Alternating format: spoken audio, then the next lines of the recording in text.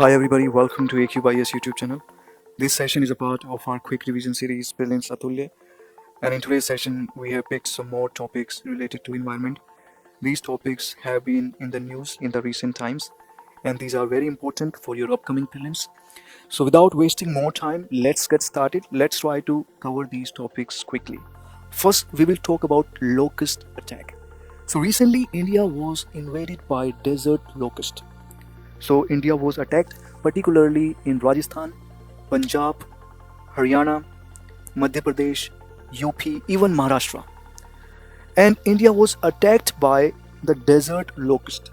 Here you must know that there are four species of locust which are found in India. One is desert locust, second migratory locust, third Bombay locust, and fourth tree locust. Here you need to remember that India was invaded, India was attacked by desert locust. Now these locusts can cause an extreme amount of damage to our crops. Now why did these locusts come to India? Well, these came to India for breeding purpose. Actually, these locusts are found in arid and semi-arid areas.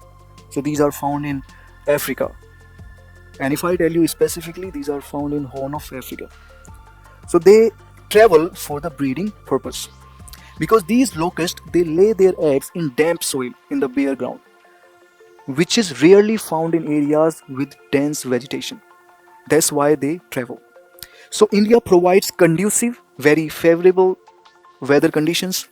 So that's why they came to India for breeding purpose.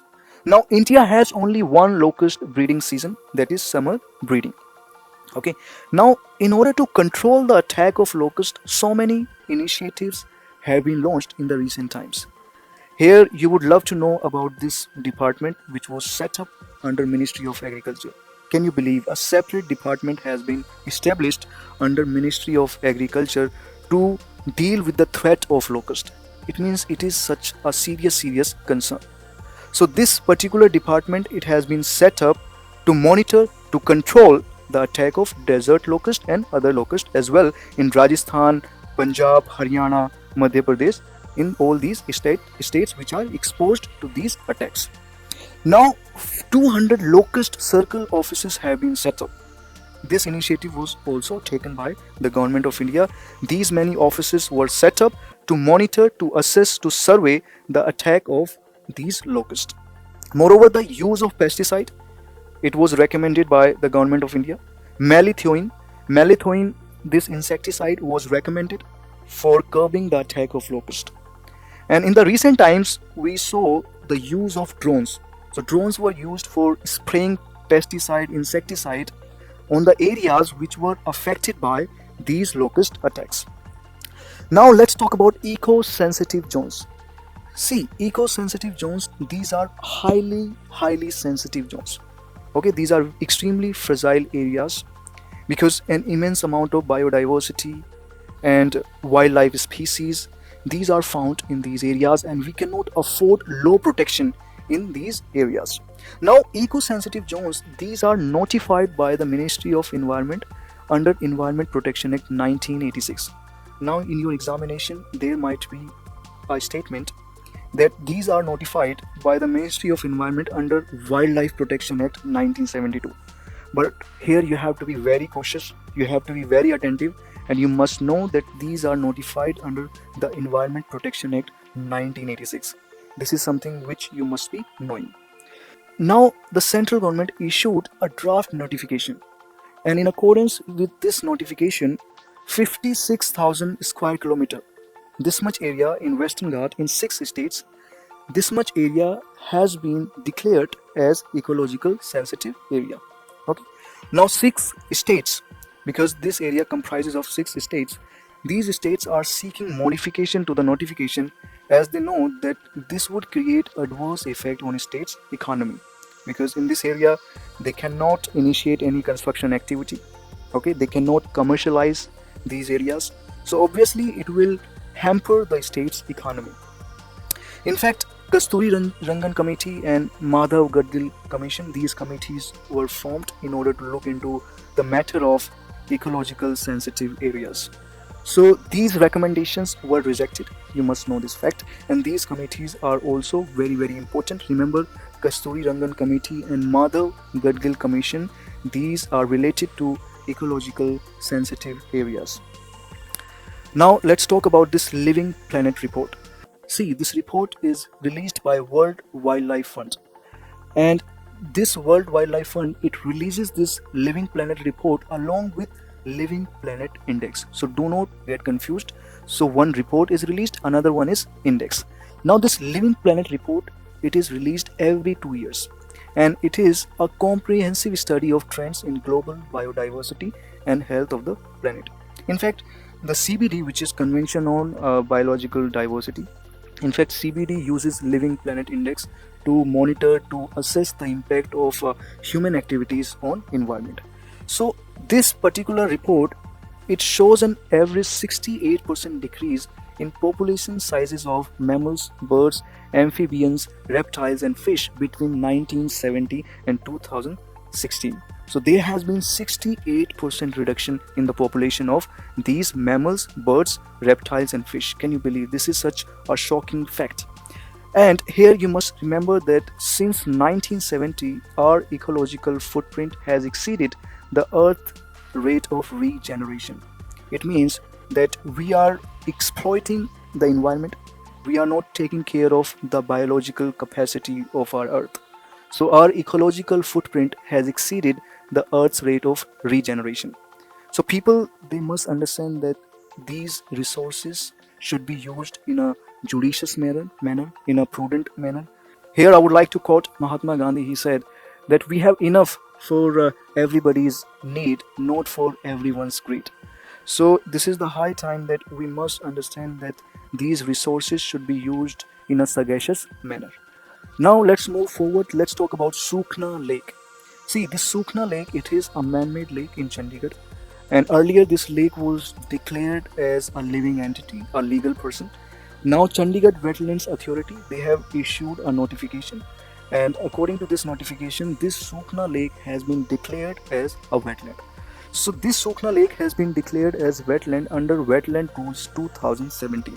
See, as far as these rules are concerned, these rules are in consonance with Ramsar Convention.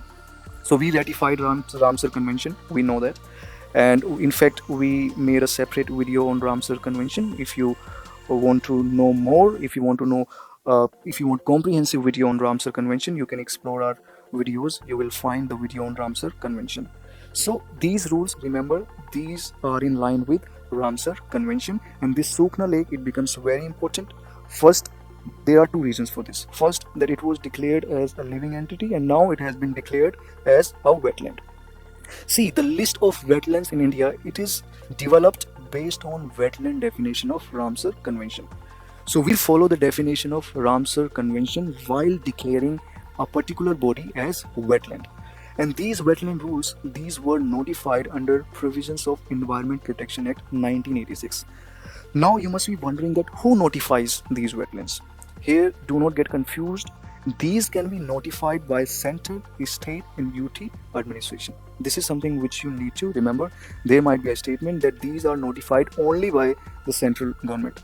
But here you must know that these can be notified by the state government as well.